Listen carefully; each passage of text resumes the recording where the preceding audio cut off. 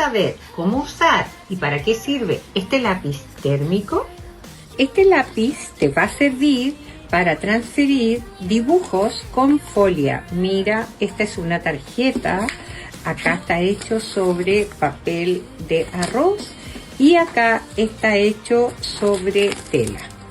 Te recomiendo que apliquemos primero una capa de metal bond sobre la superficie que vas a usar.